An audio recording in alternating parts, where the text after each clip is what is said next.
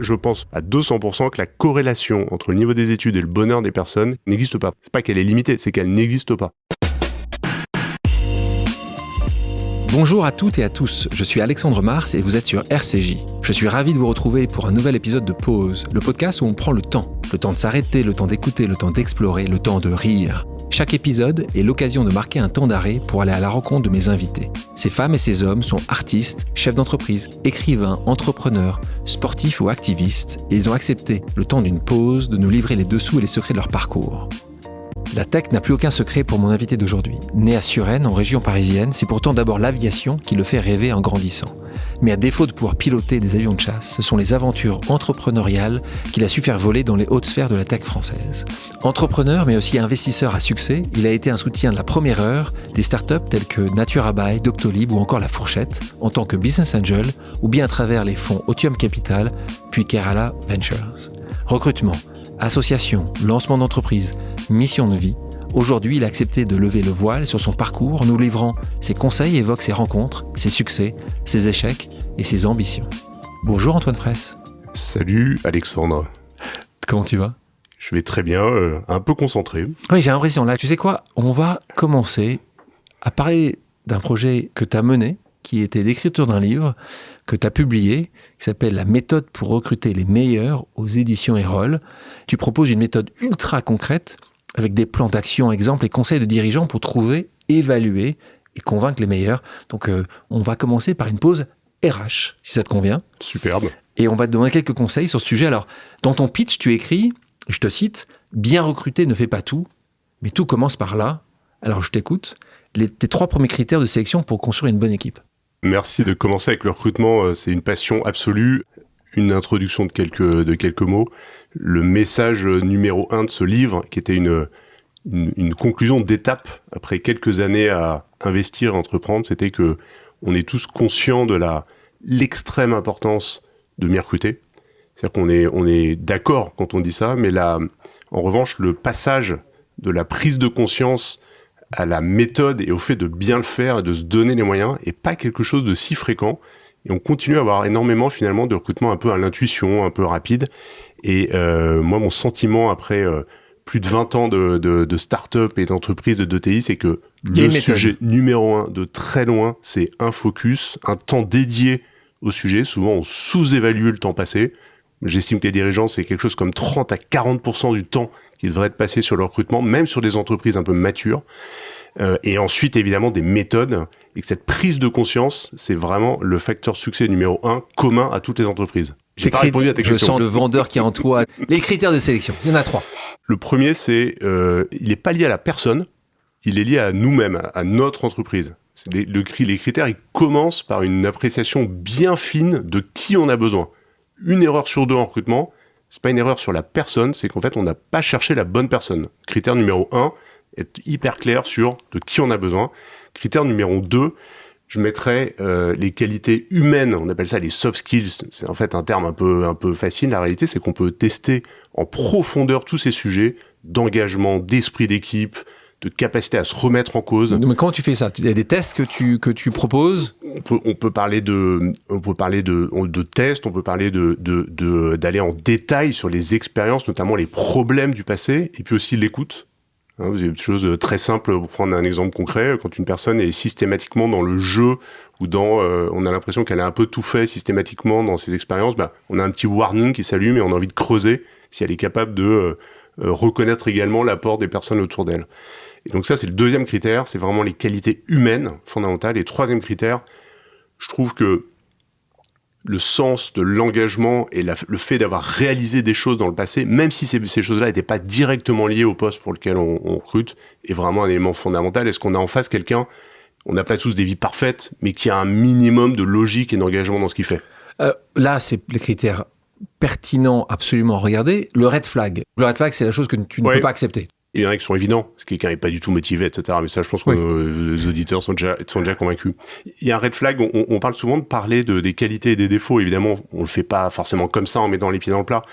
Un des quasi red flags sur des personnes un peu expérimentées, c'est d'avoir précisément du mal à parler de leurs défauts.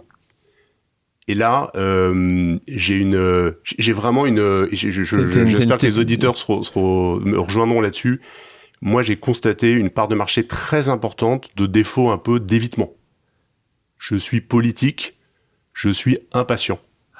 Ça, ces deux-là, on les a. C'est une personne qui nous écoute, qui a recruté, elle les a entendus beaucoup. Et ça, là où, alors, on peut être politique ou impatient, ça peut arriver. Il se trouve qu'on l'entend tellement souvent en recrutement que pour une personne expérimentée, commencer à donner ce type de défaut, ça veut dire ne pas répondre. C'est presque un red flag. Dis-moi, toi, justement, là, si je devais te poser, toi, c'est quoi tes défauts ? Attention, on me dit pas impatient. Oui, alors je suis politique. Non. Le meilleur moyen d'écouter mes défauts, c'est de te restituer ceux que m'ont donné les entrepreneurs avec lesquels je travaille. Parce que là, pour le coup, c'est quand même assez direct. Je pense que, en étant investisseur, qui est maintenant une casquette importante, je pense que j'ai dans le passé été trop dur, oubliant parfois que la condition d'entrepreneur n'est pas du tout celle de l'investisseur. Et pourtant, j'étais entrepreneur. Ouais. Ça n'a rien à voir. C'est-à-dire que l'entrepreneur, il prend 10 fois plus de risques, c'est 10 fois plus dur, il peut avoir à licencier ses salariés parce que ça le fait pas, etc. C'est sans commune mesure. Et quand on en rentre on va appeler ça un board ou un conseil, on doit jamais oublier ça. Et on peut être critique, on peut être dur, mais on doit toujours être partenaire, support. Et ça le jour où j'ai eu ce feedback, ça m'a touché fortement. Du coup, j'espère avoir réagi. Mais en tout cas, c'est le défaut qui sort en un. Un peu dur. Pas trop dur. Et du coup, une forme de pas assez collectif. Au fond, c'était parce que je voulais réussir à tout prix, et je veux toujours, c'est pas. Mais ça, ne pas comprendre ce que c'est que la position d'entrepreneur, ça, j'ai évolué. Mais moi, franchement, quand j'ai parlé aux gens proches de toi qui t'aiment beaucoup, j'avais quand même eu, et c'est pas forcément un défaut, mais ça peut l'être. Si tu fais pas attention, et c'est un peu ce que tu me dis là, c'est ambitieux. Est-ce que tu penses que parfois ambitieux, ça pourrait être quelque chose qui peut être comme une qualité, comme un défaut? C'est un peu tout à l'heure impatient, c'est pour ça que les gens disent impatient, un peu de qualité d'un défaut. Tu penses que cette ambition, tu penses que toi tu le mettrais plutôt dans la case toujours de qualité, ou tu penses parfois que ça peut être un défaut? Je comprends que c'est un mot qui soit sorti, et c'est aussi, je le mettrai pas dans les défauts, mais donc plutôt dans la qualité. Mais parce que c'est aussi une manière que j'essaie moi d'avoir dans mon échange avec les autres, c'est aussi de ne pas se cacher essayer de ne pas se cacher derrière ce qu'on pense, parce que c'est un peu facile de dire bah non, moi je recherche le sens, le truc, machin. Et je dis pas que c'est pas très important pour moi, mais je trouve que c'est au moins ce que j'essaie, c'est de dire ce que je pense. T'es direct. Sur les candidats à rencontrer, est-ce qu'il y a un nombre? Jamais de paresse dans le recrutement, c'est une règle d'or.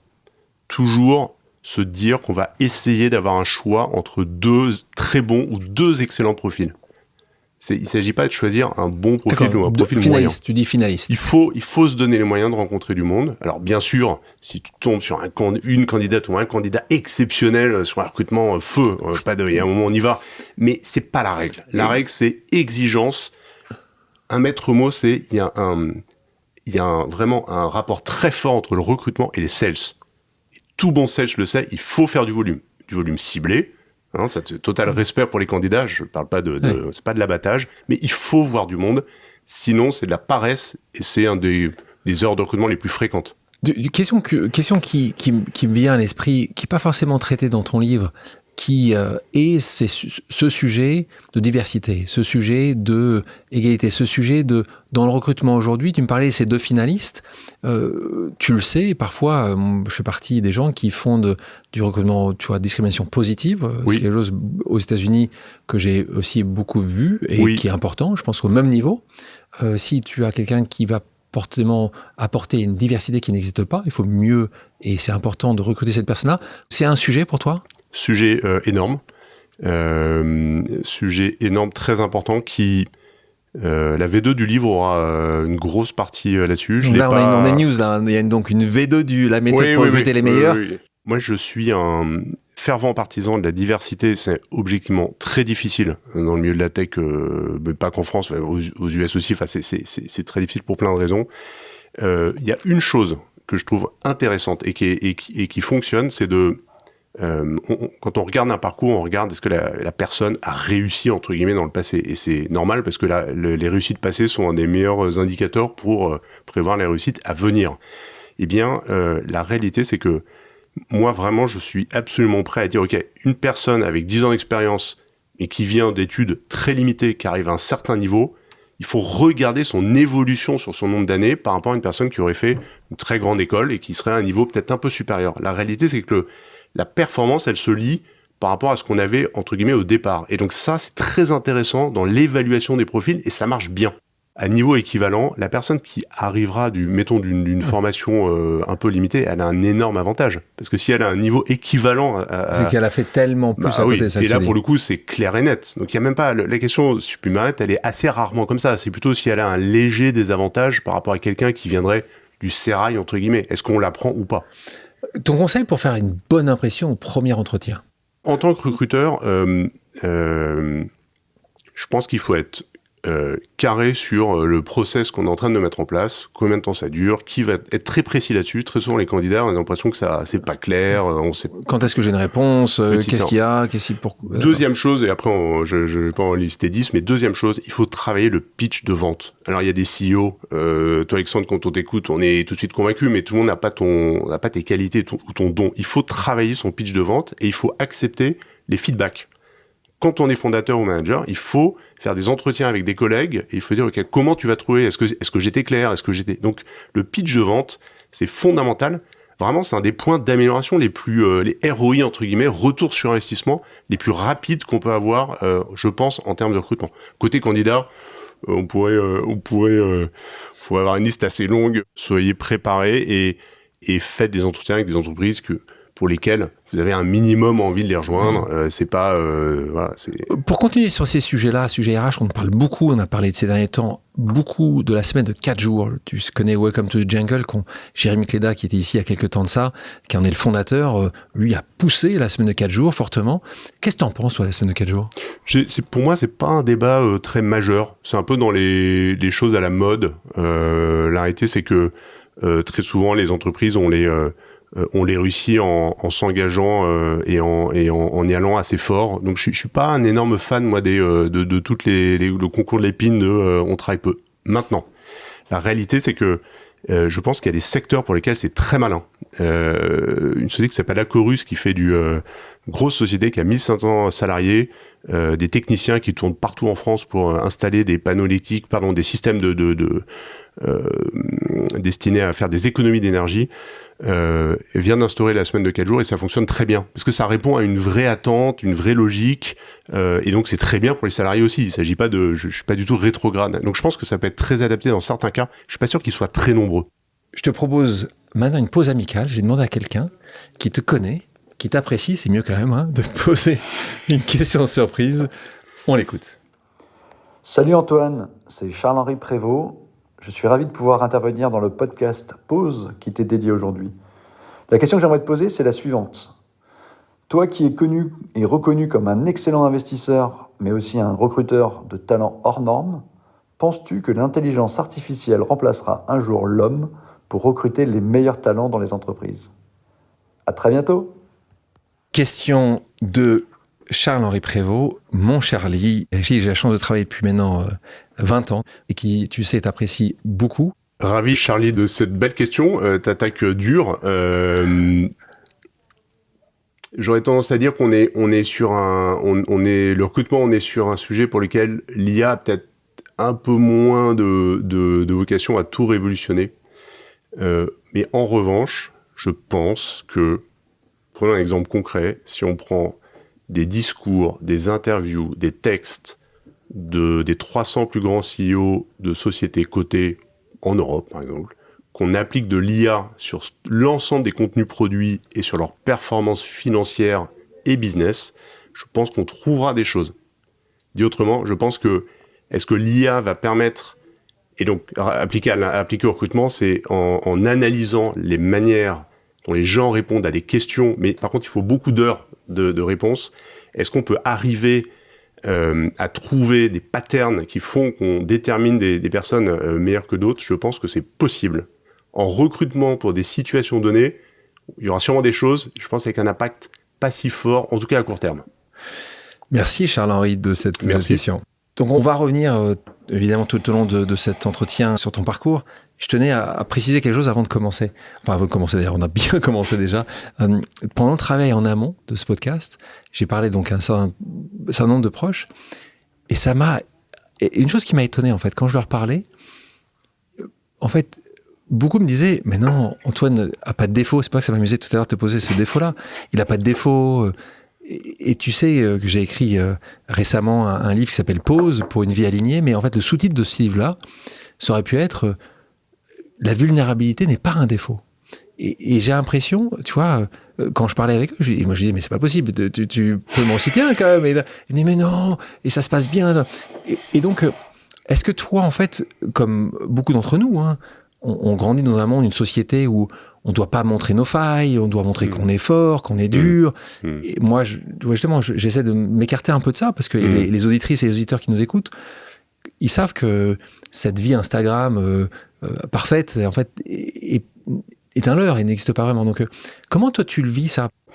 J'ai peut-être des amis sympas ou protecteurs qui veulent pas dévoiler ce qu'ils pensent, je ne sais pas. Je pense que c'est bien d'être direct et de savoir s'exprimer et dire les choses. En tout cas, ta question, elle résonne vraiment bien dans ce que je vis et dans certaines situations. Je trouve que la vulnérabilité, mes doutes,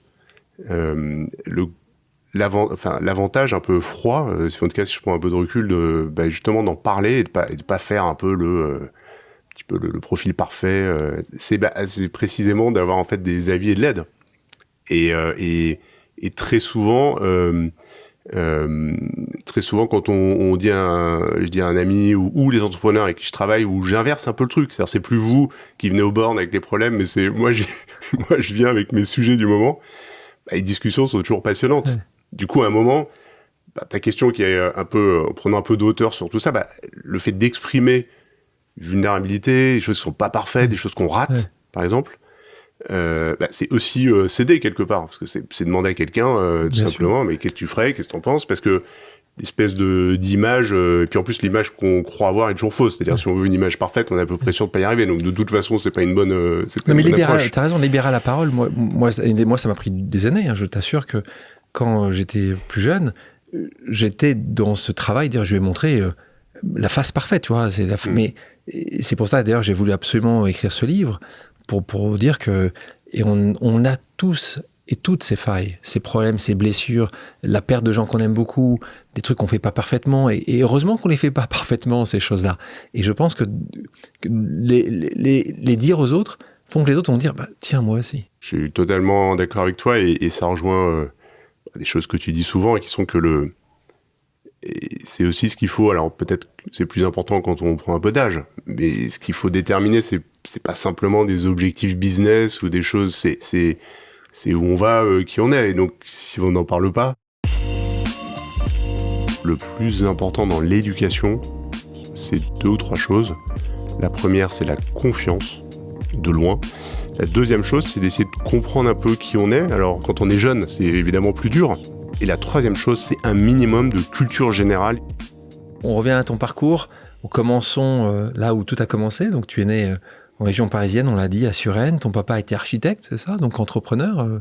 Ta maman l'aidait dans son activité. Donc l'entrepreneuriat est assez dans tes gènes. Toi, si on remonte, hein, je crois qu'il y avait une réussite familiale, mais qui était ton arrière peut-être. Mais c'était donc en 1970, on est en Alsace à ce moment-là.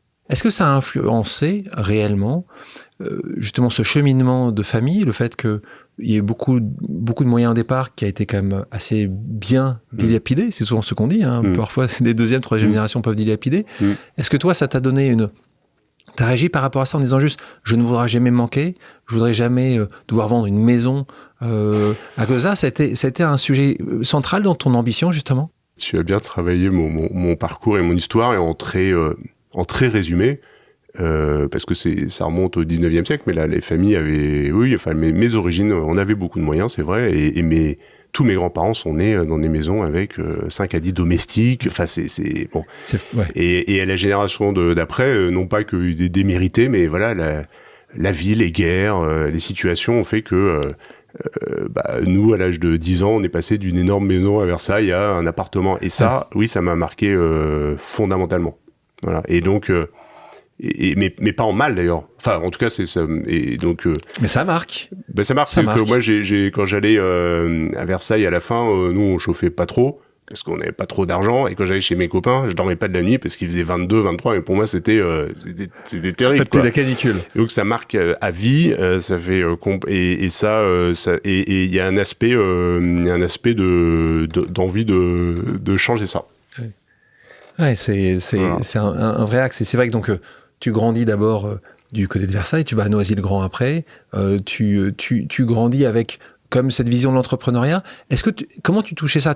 Pour toi, l'architecte, c'était un entrepreneur ou pas vraiment? C'était une profession. Plutôt pas de vision de l'entrepreneuriat. Mon père architecte malgré tout, mais du côté de ma mère, c'est des polytechniciens hauts fonctionnaires, donc on n'était pas du tout à plaindre. Hein, c'est pas du tout le message, mais en tout cas loin de l'entrepreneuriat. T'as quand même des rêves. Ce rêve, c'était vraiment d'être aviateur. Tu voulais piloter des avions? J'ai gardé ce rêve-là, c'est un rêve d'enfant que beaucoup ont, et j'ai gardé cette passion pour l'aéronautique, encore aujourd'hui, les grandes batailles aériennes, tout ça, ça me fascine. Des combats quand même, là, tu as des combats. Là. Plutôt combattant, mais l'aviation civile me passionne aussi. Alors évidemment, je préfère encore quand elle est décarbonée, merci de le préciser. Mais non, c'est vrai, et ça m'a beaucoup porté. Mais la vie fait qu'on change, et je tiens à préciser sur tout ce que tu me demandais auparavant, je suis pas d'un milieu défavorisé, je suis absolument pas à plaindre, mais tu me demandais ce qui m'a marqué, c'est vrai que ça... C'est essentiel, non, mais je pense que les gens l'ont bien compris. On continue, parce que niveau école, t'es quand même bon, mais t'es pas excellent. Tu fais ton lycée à la Selle Saint-Cloud, donc pas très loin. Et puis je te retrouve là en prépa, mais pas dans la meilleure prépa. Tout respect que j'ai pour ce lycée que je connais très bien, qui est le lycée Florent Schmitt, puisque tu fais ta prépa là-bas. Et il se passe quelque chose pendant cette prépa-là, c'est que tu as un professeur ou une professeure d'allemand qui pour moi une rencontre. Et on parle dans ce livre Pause, je parle de cette rencontre, de ces rencontres que nous avons toutes et tous eues, ces moments quelque chose qui va te faire changer ta trajectoire de vie. Ça, elle t'a vraiment changé ta trajectoire de vie? Oui, alors la rencontre, alors une petite précision, tout à fait, une rencontre qui était plus un coup de boule en fait. Oui, c'est ça, c'est pas une rencontre mais très sympathique.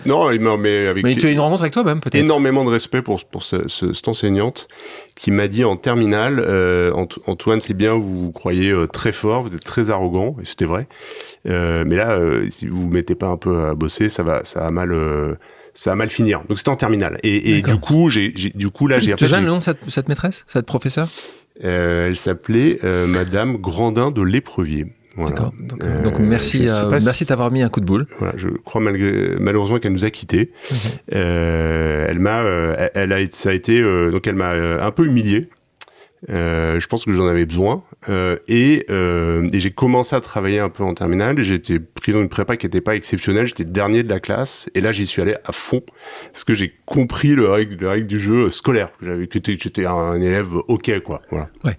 Mais bon, là, en étant un élève ok, on est dans cette prépa de Saint-Cloud, oui. Où tu deviens en fait un des seuls à intégrer une des parisiennes, et là on parle d'HEC.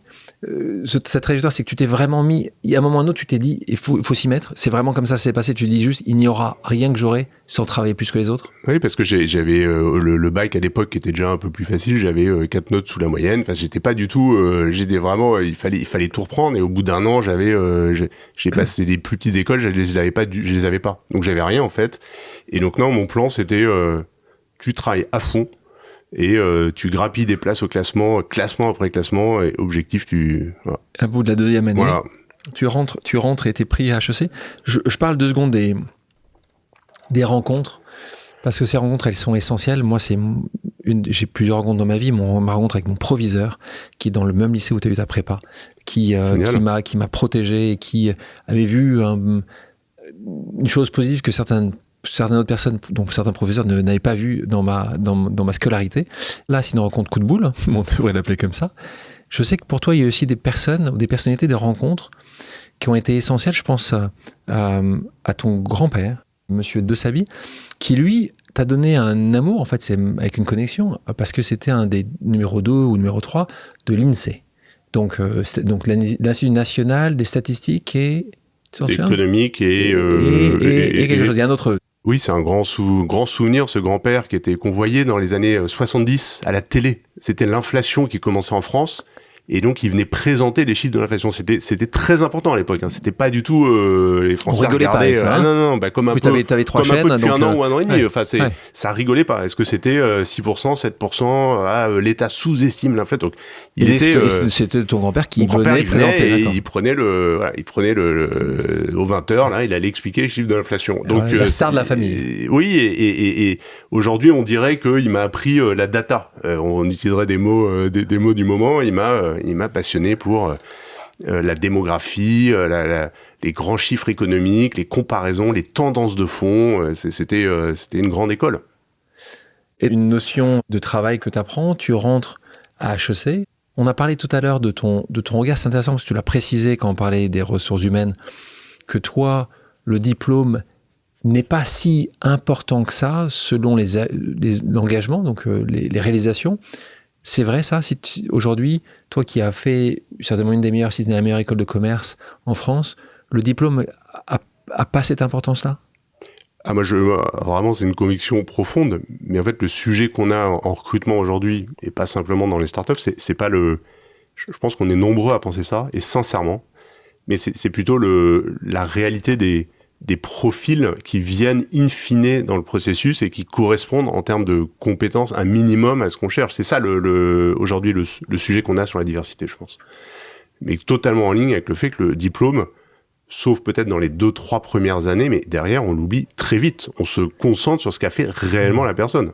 Mais c'est important d'ailleurs de le préciser pour les auditrices et les auditeurs. Ce que tu dis là est de plus en plus partagé. C'est un sujet qui m'intéresse aussi de creuser un petit peu avec 3 personnes qui sont certainement les personnes les plus importantes pour toi, à part ton épouse. Je parle de tes 3 filles.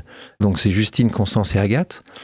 Parce que pour toi, en regardant ça, je sais que tu passes beaucoup de temps avec elles, tu passes du temps dans les études avec elles, à les faire travailler.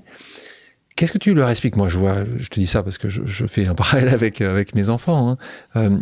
Est-ce que toi, c'est un sujet... Moi, je dis souvent que c'est une obligation de moyens plus que de résultats. Il faut mettre des efforts et après, tu vois, advienne que pourra.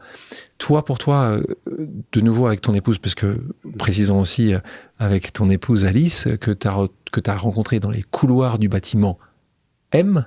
C'est bravo, bien ça, hein. c'est donc le détective. Non, mais c'est important. Non, mais regarde le bâtiment, mais c'est un bâtiment. Moi, ça m'intéresse le bâtiment M parce que c'est pas encore des bâtiments, des codouches là-bas, parce que donc en gros, à l'époque, vous n'aviez pas encore c'est des nouveaux bâtiments. C'est ça. Que vous aviez. Je sais, mais ce qui m'importe, c'est que tous les deux, vous avez fait une grande école. Quelle est votre relation justement avec vos enfants par rapport à ça ? Pour vous, c'est normal que ça soit une descendance. HEC vous attend ou pas du tout ? Non, alors Sois honnête. Hein. Oh bah oui, plutôt pas du tout parce que. Pas du tout. Non, parce que. Tu l'en voudrais si elle faisait HEC ? Non, absolument pas. Ce qui est difficile, c'est de dire des choses à ses enfants, à ses amis sur comment on comment est-ce qu'on essaie d'être avec ses enfants. Mais en fait, la réalité, c'est que souvent, ce qui passe, c'est pas vraiment ce qu'on dit, c'est la manière dont on est. Donc, on peut essayer de dire plein de choses, mais est-ce que vraiment c'est le message qu'on envoie in fine ? Alors, après, concernant les études elles-mêmes, moi, je suis ravi que mes filles essaient de trouver leur voie et que par contre, elles fassent au mieux de leurs compétences et des moyens qu'elles ont pour aller le plus loin possible dans sa voie, ou en tout cas de faire leur mieux. Mais quand même, la place du bonheur, elle est fondamentale. Et j'ai vu vraiment, alors là, pour HEC, je suis assez sûr, j'ai vu beaucoup de monde à HEC, ou ailleurs, hein, dans les grandes écoles, pas être très heureux après 10 ou 20 ans de boulot. Mais alors vraiment, je pense sincèrement, mais sincère, c'est pas ça, je pense à 200% que la corrélation entre le niveau des études et le bonheur des personnes est limitée, enfin n'existe pas, pardon. C'est pas qu'elle est limitée, c'est qu'elle n'existe pas. Et bien sûr, je pourrais dire... il dit ça, c'est un peu facile, quand on a fait les grandes écoles, la vie est plus facile, donc on dit ça comme ça, je le pense vraiment. C'est-à-dire que je ne pense pas que des grandes études amènent des personnes en moyenne plus heureuses. Je serais ravi d'ailleurs qu'il y ait des stats sur le sujet.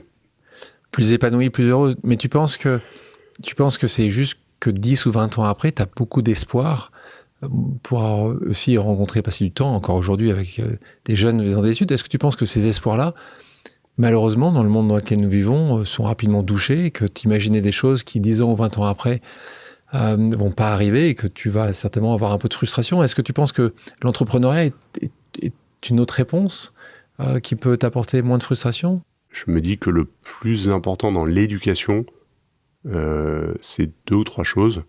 La première, c'est la confiance, de loin. Donc largement... Ça, c'est un travail des parents. Hein. Oui, ça, mais c'est pas si simple à modéliser. Ça se décrète pas forcément. Donc moi, je signe immédiatement si mes filles ont un minimum de confiance et font des études simples par rapport à ne pas avoir de confiance. Mais vraiment. La deuxième chose, c'est d'essayer de comprendre un peu qui on est. Alors, c'est tous tes conseils. Alors, quand on est jeune, c'est évidemment plus dur. Mais commencer à comprendre, et ça, c'est pas... la maxime disant qu'on est épanoui professionnellement là où on a un minimum d'envie et de choses comme... Mais c'est vrai, c'est juste vrai. Et il faut essayer de commencer tôt pour ouvrir les portes. Et la troisième chose, et c'est là où je retrouve par contre ce que tu disais sur l'exigence, c'est un minimum de culture générale et d'ouverture au monde. Ça, c'est vrai. On se retrouve en 2000. Donc là, tu termines tes études. Enfin, c'est dans ces années HEC dans lesquelles tu vas être. Et je te retrouve entrepreneur. Tu vas construire et lancer une entreprise site de jeux en ligne qui s'appelle Boursopoly. Là, on te retrouve t'associer avec, justement, t'en parlais tout à l'heure, Bertrand Gellensberger. Ces années, en fait, où toi, dans ta promo d'HEC, tu parlais de PKM tout à l'heure, Pierre Kozus-Comorizet, qui va à ce moment-là monter un site qui a été connu, qui s'appelle Prime Minister, qui a été revendu après à un gros groupe japonais. Donc ça, pour toi, c'est obligatoire. Ces années-là, il y a encore très, très, très, très peu d'étudiants qui veulent devenir entrepreneurs. Donc là, t'es vraiment de côté. Les gens se disent, mais qu'est-ce que tu fais? Et pour toi, c'était logique. Tu devais entreprendre. On était 4, en effet, à travailler dans ce secteur en sortant de l'école. C'est pas nombreux, sur combien? 400 peut-être sortis? Non, vraiment, oui, sur 400, et tout le monde faisait de la banque d'affaires, du conseil, oui. L'Oréal, c'était ça, ce qui était star. Et donc, nous, on nous regardait un peu comme c'était un petit peu exotique. Bon, on n'était pas non plus... on travaillait, hein, c'était pas... Et donc, on était 4 à faire ça. Et tu en as cité 2. Il y avait également Clément Del Piero, qui a fait une très belle carrière ensuite dans la tech et les entreprises. Et donc là, pourquoi un associé au départ? Ça, c'est un sujet aussi que tu abordes beaucoup. Factuellement, il y a peu de solo-entrepreneurs, assez peu aujourd'hui. C'est des personnes qui entreprennent toutes seules. Il y a une très légère corrélation, je n'ai plus la source en tête, entre le nombre de fondateurs et le taux de succès. Donc vous avez un petit peu plus de probabilité de succès si vous êtes 2, 3 ou 4. C'est pas non plus écrasant, donc on peut réussir tout seul. Bon, moi, ma réponse, elle est très personnelle. Moi, je suis très sociable, j'aime partager, j'aime l'équipe. Donc jamais je n'entreprendrai tout seul. Au moins, c'est clair. Boursopoly, succès ou échec? Échec. D'accord. Rapide? Échec en 2 ans. Oui, c'est ça. Donc, t'as pas eu... La bonne nouvelle, c'est que t'as pas eu à passer 10 ans de ta vie sur un échec rapide. C'est bien, c'est mieux un échec rapide. Oui, on a fait quelques belles choses, avec des très beaux clients, mais on ne gagnait pas du tout assez d'argent, et on a mal vendu au bout de 2 ans avec Bertrand Gellensberger. Apprentissage énorme. Voilà. Alors ça, c'est très important. Les échecs, il faut les assumer, il faut en parler, il faut communiquer. Je te remercie d'en parler là. Et il faut apprendre quelque chose. C'était quoi ton apprentissage numéro 1 de Boursopoly? Énorme. C'est numéro 1, je vais le trouver, mais vraiment énormément d'apprentissage. Ouais. Je vais quand même en citer 2, désolé. D'un point de vue business, s'entourer, écouter, en essayant toujours de trouver des personnes plus avancées que nous, pour avoir du recul. Obsession pour le cash, et que je garderai à vie, qui me permet de mieux comprendre les entrepreneurs quand on a des sujets de cash autour de la table. Et d'un point de vue personnel, importance de se laisser du temps, parce qu'il faut du temps, mais importance aussi de se donner des limites. Le juste milieu n'est pas toujours simple à trouver, mais il faut se l'écrire, notamment avec son entourage, en l'occurrence avec ma femme à l'époque, qui n'était pas encore ma femme, mais on avait une sorte de règle. Voilà. À ce moment-là, si je ne fais pas ça... Exactement. Alors après, on peut décaler une fois, on peut se dire, ok, mais par contre, on le fait pas 10 fois. Essentiel, merci de préciser ça, Antoine. Essentiel, je confirme.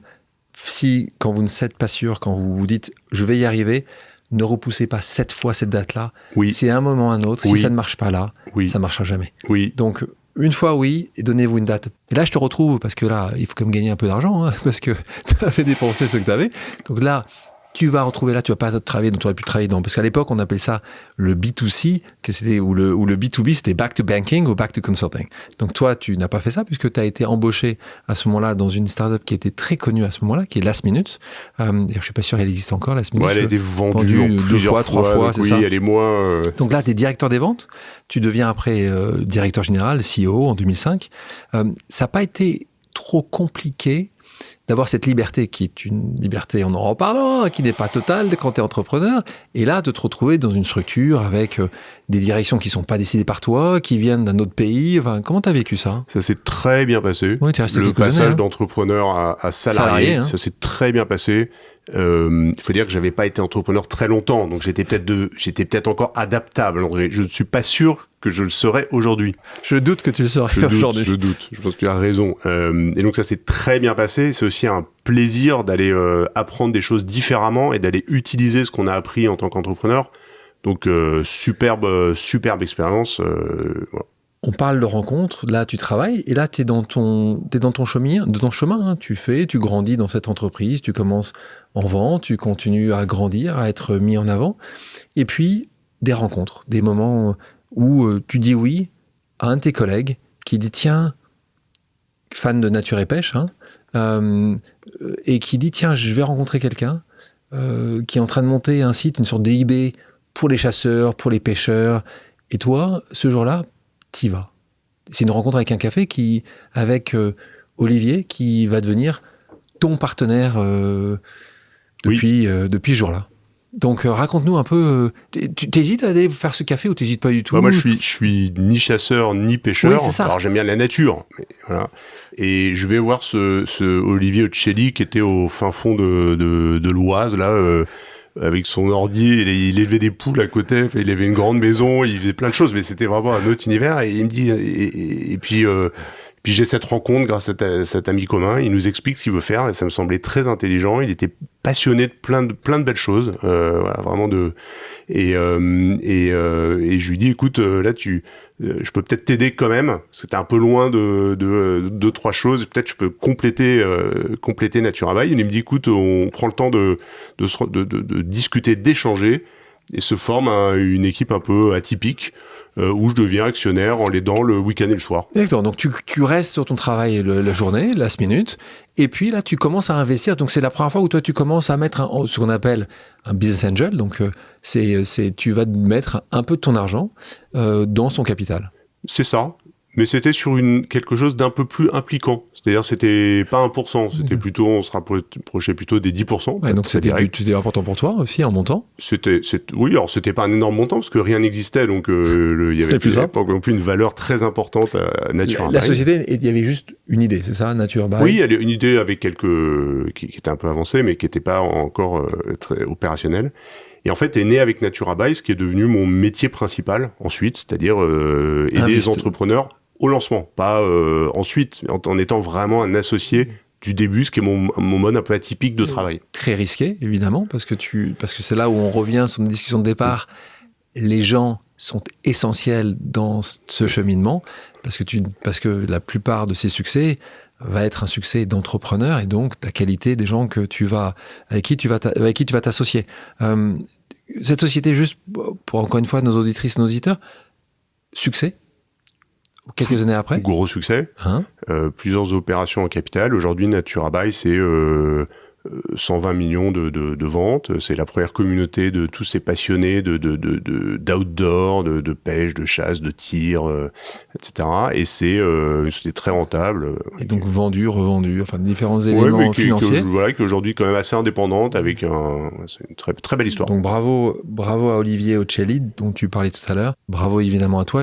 Avant que tu crées ta propre structure, tu vas t'associer ou rejoindre un autre entrepreneur qui a extrêmement bien réussi et qui avait vu en toi, donc ça m'intéresse de savoir à quel moment cette connexion a été faite, où là, il voit quelque chose en toi, il va dire, tiens, rejoins-moi. À ce moment-là, il commence à investir dans sa structure venture de sa société, et cette société va devenir après un fonds d'investissement qui s'appelle Otium Capital. Raconte-nous cette rencontre avec Pierre-Édouard Sterin. Eh bien, en étant chez Last Minute, j'avais été chassé par Pierre-Édouard sur différents postes sur Smartbox qui ne m'intéressaient pas plus que ça. Donc Smartbox, c'était l'entreprise qui l'a Smartbox, lancé, qui ses cadeaux... voilà, l'entreprise des coffrets cadeaux, vous savez, qu'on cadeaux offre à Noël, aux anniversaires. Un succès incroyable. Grand succès, boîte extrêmement rentable. Très rentable, qui opère dans une quinzaine de marchés aujourd'hui, je crois. Et Pierre-Édouard, ayant pas mal de moyens financiers, cherchait à constituer une équipe pour aller développer une sorte d'activité sœur, parallèle à Smartbox, d'investissement, mais de manière très entrepreneur. C'est-à-dire pas j'investis 1 million dans une société développée, non, je mets de l'argent pour lancer des business. Et toi, ça t'intéresse tout de suite? Donc Pierre-Édouard me parle de poste chez Smartbox, on s'entend très bien. Je tombe un peu fasciné par son ambition exceptionnelle. Smartbox, ça le fait pas parce que c'était pas vraiment ce que je cherchais. Et il me dit, mais écoute, 6 mois après, à force de m'écrire, il me dit, écoute, j'ai trouvé. Tu vas t'occuper de des investissements et de la nouvelle... il y aura 2 jambes, il y aura Smartbox et il y aura l'activité entrepreneur, on va lancer des business.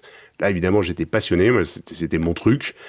Et donc, je rejoins Pierre-Édouard, associé, oui, cofondateur, non, parce que ça reste son activité à lui, soyons comment toi, tu définis ça? Comment, toi qui parles, on a parlé RH, qu'est-ce qui vous rend toi, alors que tu as fait un investissement qu'on ne savait pas encore à l'époque qui allait être un succès. Tu as été un entrepreneur qui avait échoué, ce qui est plutôt une bonne chose. Tu étais un salarié. Qu'est-ce qui vous rend toi? C'est une bonne question. Alors, il allait parfois un peu vite en recrutement, Pierre-Édouard. Tu lui as offert ton bouquin. S'il m'écoute, il sera ravi que je dise ça. Non, plus positivement, faudrait lui poser la question. Mais je pense ce qu'il apprécie, et moi ce que j'apprécie avec lui, c'était quand on prenait le crayon et quand on imaginait des business, quoi. Donc, plusieurs succès de ce fonds un peu différents des autres. La Fourchette, qui est devenue The Fork, Weekend Desk, Balinea. La Fourchette, là, est rachetée. On se retrouve en 2014, racheté par TripAdvisor pour des sommes très importantes. Pour l'époque, c'était bien. C'est plus que même pour aujourd'hui, ce serait très très bien. On parle de 150 millions de dollars, c'est énorme. Ça, c'est une de tes grandes fiertés. Qu'est-ce qui a précipité ton départ? Pendant 6 ans avec Pierre-Édouard, on lance des business. Globalement, ça se passe très bien. Je veux dire, on arrive à créer des belles boîtes, une très très belle histoire. Et puis la Fourchette est cédée. Moi, j'avais la chance d'être actionnaire minoritaire auprès de Pierre-Édouard. Il m'avait laissé de la place, fait confiance, et il me donne la possibilité de bien gagner ma vie suite à cette opération. Et là, j'ai naturellement envie, non pas de le quitter, mais plutôt d'aller créer Kerala. À côté de ça, Naturabuy avait eu aussi une exit, une sortie, parce que vous aviez vendu à Mondadori, tout à fait. Le groupe d'origine italienne. Donc là, tu te retrouves avec un peu d'argent et surtout cette liberté de choix. Tu prends cette liberté de choix et tu lances, cette fois-ci, ta propre société d'investissement avec ou accompagné par Olivier Ocelli. On va continuer les pauses amicales. On l'écoute. Bonjour Antoine, ici Pierre-Édouard. Écoute, j'avais une question assez simple pour toi. Quel est ou quels sont les plus beaux dossiers d'investissement que tu as loupés sur les dernières années? Et pour quelles raisons et qu'est-ce que tu en as appris? Voilà, à très bientôt. Salut Antoine. Merci Pierre-Édouard pour ta question, c'est trop sympa. Donc, qu'est-ce que tu as loupé? Merci Pierre-Édouard pour cette question facile. Direct. Ouais. Pigment, qui est une société exceptionnelle, qui est en train de très bien réussir de révolutionner l'usage d'Excel. Et la raison pour laquelle, qu'est-ce que j'en ai retiré, c'est que j'ai pas pris assez de risques. Toi, toi qui aimes ça pourtant. Oui, mais j'ai pas. C'était le projet était tellement ambitieux que j'ai trop vu les probabilités d'échec et j'ai pas assez. Je pense que j'ai plus de crainte du risque que d'autres investisseurs. Alors que tu fais pourtant. T'es en amorçage, t'es vraiment au début. Mais le type d'innovation qui était de révolutionner Excel, qui demandait 2 ans de travail en chambre, etc. Là, tu t'es dit, c'est trop. Je me suis dit, c'est trop. Et c'était une erreur parce que l'équipe est exceptionnelle. Et un grand et beau succès. Là, on va parler de Kerala Ventures, ta société d'investissement. Tu as cité quelques grands succès avec Kerala. Le succès, on va dire, majeur aujourd'hui, qui est certainement un des plus grands succès français aujourd'hui dans la tech, c'est Doctolib. Là aussi, explique-nous ce démarrage, quand Stanislas Niocchateau, qui était à ta place il y a quelques semaines de ça, il nous a raconté cette histoire. Raconte-nous comment ça s'est passé. Stanislas Niocchateau, fondateur principal de Doctolib, sort de l'école 5 ans et demi avant le lancement de sa société. Et en fait, il est embauché par Otium. C'est moi qui l'embauche. Je le repère. Il avait fait une mission chez nous. Il avait été exceptionnel. Vraiment exceptionnel. Et donc, il me rejoint. Donc, on travaille ensemble pendant 5 ans et demi. Et le deal, c'était Antoine, je vais travailler à fond. Tu m'exposes à fond parce que moi, je vais monter une entreprise ensuite. Mais je veux partir avec en ayant appris beaucoup de choses. Et donc, le deal est respecté. Stan fait un boulot exceptionnel. Et un beau matin, à ma grande tristesse, mais je m'y attendais, me dit « Antoine, je vais aller monter une société. Il s'agit de Doctolib. Si tu veux, quand même, on en parle. » Parce qu'on s'entendait très bien. Et donc, je lui dis « Écoute, c'est très bien. Tu vas partir très vite parce que de toute façon, faut que tu le réussisses, ton Doctolib. » Et là, très vite, on discute pour voir la manière dont je peux le backer, entre guillemets, le soutenir, pardon, pour cet anglicisme, et devenir son associé. Encore une fois, un peu à la Naturabaye, sans être au quotidien chez Doctolib, mais en étant le partenaire du début. Facile, il a dit tout de suite oui, et vous avez négocié un peu Alors, sur l'idée, ouais. Oui, avec plein d'enthousiasme. Sur la négociation, extrêmement dur. Extrêmement dur. Toi ou lui ? 50-50 avantage à Stan, qui est un redoutable négociateur. Mais enfin, on s'est tapé dans la main, je me rappelle encore, à Place Pereire, dans un café. Olivier Uccelli, dont on parlait, il nous a rejoint immédiatement dans le deal, et on avait un premier deal pour financer le début d'Octolib. Donc tu es le premier investisseur de Doctolib. Mais encore une fois, ce qui est très important, et ça j'y tiens pour le coup, parce que c'est mon modèle, au moment où ça a lieu, il n'y a pas un médecin client. C'est pas, on n'est pas des investisseurs. Il y a rien. Il y a rien.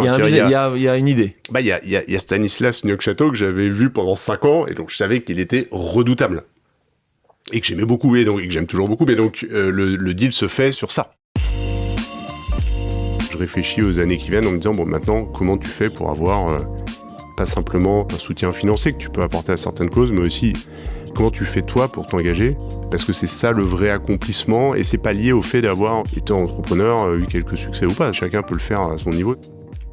On a beaucoup parlé de ces licornes ces dernières années, on a parlé des décacornes, on a parlé des centaures. Comment toi tu vois ça ? Comment tu appréhendes ce monde-là ? Tu trouves qu'il tourne vraiment sur la tête, que les objectifs sont pas forcément les bons, qu'on parle que de finance et de zéro, qu'il n'y a pas forcément de mission et d'impact ? Comment toi tu le vois ? Tu vois que ça a changé depuis quelques années ? Mais je dirais qu'il y a deux choses. Il y a un peu la folie sur une communication des entreprises qui s'est beaucoup résumée aux levées de fonds. Or, indépendamment même du sens et de l'impact, une entreprise réussit pas si elle lève des fonds, mais si elle a des clients, des produits, des clients satisfaits. C'est ça, les vraies communications qui font le business de long terme. C'est pas les levées de fonds qui sont des moyens. Et ça, c'est une évidence. Mais là, pour le coup, on marchait un peu sur la tête il y a 2 ans. Je dirais qu'aujourd'hui, la crise, elle est pas... en fait, c'est pas une crise, c'est une remise à une sorte de normalité business. Et donc maintenant, dans ces industries des startups, pour parler aux auditeurs qui peut-être ne connaissent pas ces industries, eh bien, on peut lever du capital, mais c'est plus difficile, et heureusement. Donc je pense simplement qu'on est revenu à la normale et qu'on était parti un peu un peu trop haut. Mais toi qui as vécu déjà des périodes aussi dans les années 2000 dont tu parlais tout à l'heure, dans la fin des années 2000, on voyait à nouveau cet espoir que les arbres montent jusqu'au ciel, et qu'il y a un moment où tu penses que le cycle reviendra, qu'à nouveau les gens vont monter dans les tours, et qu'il y aura comme ça à chaque fois, quelques années. Tu penses que c'est un cycle à chaque fois ? Ça c'est possible, mais en fait ce que je pense aujourd'hui, c'est qu'on n'est pas du tout dans un cycle bas, où je pense qu'on est sur une sorte de rationalité économique qui est OK. Et du coup, je me dis pas ça va remonter. Je pense qu'on est... comme ça, si je devais définir un scénario par défaut, je dirais que aujourd'hui, le capital présent sur le marché est raisonnablement disponible. Un bon entrepreneur avec un bon projet trouvera à se financer. Et donc, je ne pense pas que ça va repartir à la hausse très fortement pour plein de raisons. Et est-ce que tu penses que cette finance, dire que finance est toujours antinomique avec enjeux sociétaux, Est-ce que tu vois ça évoluer ou tu penses que de toute façon, il y aura toujours ce combat entre performance financière et impact? Comme tu le sais, et les gens qui nous écoutent le savent, moi j'ai monté un fonds d'investissement qui s'appelle Bliss, qui se développe avec cette idée de dire oui, c'est un oxymore, cette finance responsable, mais il faut que ça le soit de moins en moins. Il faut arriver à démontrer qu'on peut évidemment soutenir des sociétés comme nous soutenons. Bliss est un actionnaire de Too Good To Go, Brut, plein d'entreprises qui sont Bicorp et qui ont un sujet et une mission. Et en plus, avoir un impact financier. Parce que si tu n'as pas d'impact positif financier, les gens ne croient pas à ce modèle. Toi, tu le vois comment, ça? Parce que c'est très compliqué quand tu es en pré-amorçage où la première sujet, c'est de survivre. Moi, je l'ai vécu. Alors, moi, je l'ai vécu assez simplement, avec ma définition à moi de l'impact, en allant sur des sujets qui me paraissaient utiles à la société. Et du coup, il n'y avait pas vraiment d'arbitrage entre est-ce que j'ai un impact ou est-ce que je fais du profit. Tu le citais avec Doctolib. L'autre société la plus importante dans laquelle j'étais, pareil, au lancement, partenaire au lancement avec les fondateurs, ça s'appelle WeHelp. Elle fait de l'aide à domicile pour les personnes âgées. C'est très utile. Elle essaie de le faire en innovant, avec une sincère envie de bien faire. Et ça m'a séduit. Et donc, moi, mon impact était de dire, on fait des sociétés très grandes, très rentables, sur des sujets utiles pour les gens. Donc, du coup, là, on arrive, mais je suis d'accord avec toi, c'est pas si fréquent, mais on arrive à être de temps en temps dans des sujets de création d'entreprise pour lesquels on n'a pas trop de tension entre j'amène quelque chose à la société et j'ai besoin de faire une société qui devienne importante, rentable et très saine financièrement. On va continuer les pauses amicales et on écoute un nouveau camarade qui te pose cette question. Bonjour Antoine, ravi que tu participes à Pause. J'ai une question pour toi. J'aurais voulu savoir si un jour tu pensais potentiellement revenir à temps plein sur un projet entrepreneurial et si c'était le cas, lequel? Voilà, encore merci pour tout ce que tu as fait pour moi et bon podcast. Le célèbre Stanislas à Neufchâteau, que j'apprécie beaucoup. Et écoutez, ceux qui n'ont pas écouté son podcast, écoutez-le, son histoire, sa résilience, son travail sur le bégaiement, sur la capacité qu'il voulait être champion de sport qu'il n'a pas pu l'être. C'est une très belle histoire avec une volonté de faire.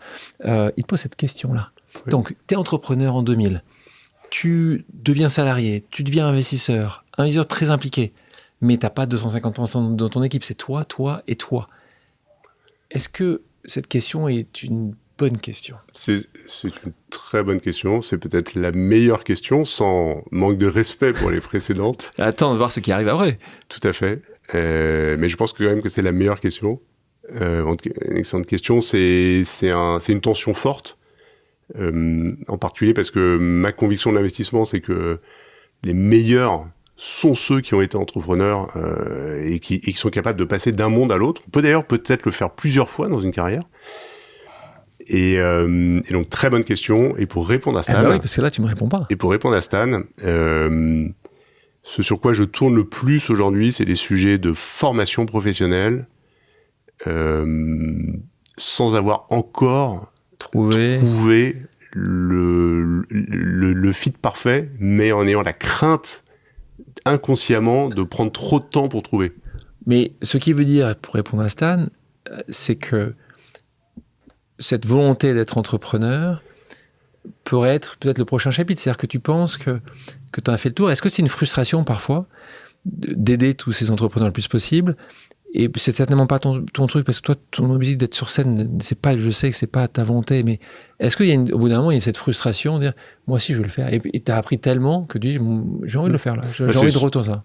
C'est une frustration, oui, qui n'est pas contre mon métier actuel que j'adore, mais c'est une frustration. Et c'est pas pour dire je ferai mieux, etc. C'est pour moi-même descendre dans la mine, dans l'arène, et pour aller me saisir d'un sujet. Beaucoup de choses me passionnent et le faire moi-même ou avec d'autres. Mais je veux dire, en tout cas, en tant qu'entrepreneur principal. Donc j'ai l'impression que ça risque d'arriver ces moments-là. Ben j'ai vu beaucoup de personnes ayant une situation, on va dire, un peu confortable et dépassant 45 ans qui souhaitaient faire ça et qui finalement ne l'ont pas fait. Et donc, je me méfie d'une chose, c'est la perte de simplicité et de naïveté qu'on a quand on a la chance d'avoir un peu de moyens et de temps. Mais c'est quand même mon objectif. Stanislas, c'était parfait ta question. Merci Stanislas. Donc, je le disais en introduction et je le disais avant, tu étais devenu une figure, et tu es une figure de proue de cette French Tech en France. Comment toi tu le vois, cette French Tech? On en parle beaucoup mis en avant ces dernières années et par rapport aux autres pays. Toi qui investis en France essentiellement, parfois des entreprises qui sont à l'étranger, tu t'es posé un moment la question de dire je vais faire la même chose, j'ai réussi à faire ça assez bien ici, j'ai envie de le faire en Angleterre, en Espagne, aux États-Unis. Tu t'es posé ces questions-là ou assez peu? Je me suis pas posé cette question, pas par manque d'intérêt, mais par, pour le coup, envie de concentrer d'abord sur ce que tu disais précédemment, trouver de nouveaux business à lancer et possiblement le faire plus moi-même demain, et donc pour que ce soit réalisable dans des délais qui ne soient pas des années, ça me va bien de partir depuis la France. En revanche, énorme appétence pour trouver des business et pour les accompagner pour réussir hors de France, parce que ça c'est très satisfaisant. On va passer à la dernière pause amicale, on l'écoute. Ouais, salut Antoine, j'espère que tu passes un beau moment de pause avec Alexandre. J'avais une petite question pour toi. Je sais que tu as un attachement particulier à l'histoire de France, à l'histoire avec un grand H, mais également ce qui peut être fait au niveau de la politique. Et je voulais savoir si tu avais déjà eu comme idée et ou comme projet de t'impliquer d'une manière ou d'une autre dans un parcours politique. Voilà mon cher Antoine, à très vite. Question donc on en a parlé, Olivier Ocelli, ton grand pote et qui est aussi ton partenaire. Alors, Antoine Fraisse, homme politique. C'est une très bonne question. Ah, encore une autre, tu vois, on a quand même des bonnes questions. C'était que des bonnes questions, cela dit. Okay, tu me rassures, et toutes très, très différentes, du coup passionnant. Choix plutôt de m'appliquer sur ta question précédente. Société civile. Comment entreprendre Ça donne pas envie. Moi, je comprends parfaitement que ça puisse donner envie. Ça donne très envie parce que je pense que dès lors qu'on a envie d'aider, je crois que c'est assez logique. On veut s'impliquer pour les autres. On peut avoir une idée tous de qu'est-ce que serait une société meilleure. Ça, c'est quand même. Mais tu dois aussi faire des choix et en fait, je pense pas que ce sera ma prochaine étape. C'est pas la prochaine étape. Bon, merci Olivier pour ta question. Je propose maintenant une pause musicale. Antoine, quelle est ta chanson culte? Au risque de paraître un peu has-been, moi je suis un fan de western et moi tous les Sergio Leone, Morricone, c'est quelque chose, je voyage quoi. Enfin, c'est laquelle alors? Je vis de la beauté, le truand, toutes les choses un peu, c'est un peu lourd, hein, mais c'est une part de ma jeunesse, mon enfance. Je n'avais pas encore eu celle-là. On va en écouter un extrait.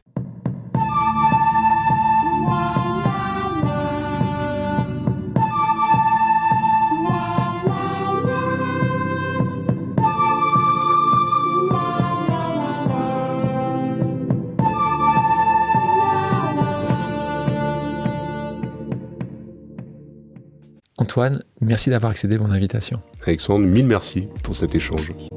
Merci à tous d'avoir pris le temps de faire une pause avec nous sur RCJ. J'espère que l'émission vous a plu, inspiré ou fait réfléchir. Si c'est le cas, je compte sur vous pour soutenir Pause sur radio-rcj.info ainsi que sur toutes les plateformes d'écoute. À bientôt sur RCJ pour un nouvel épisode de Pause.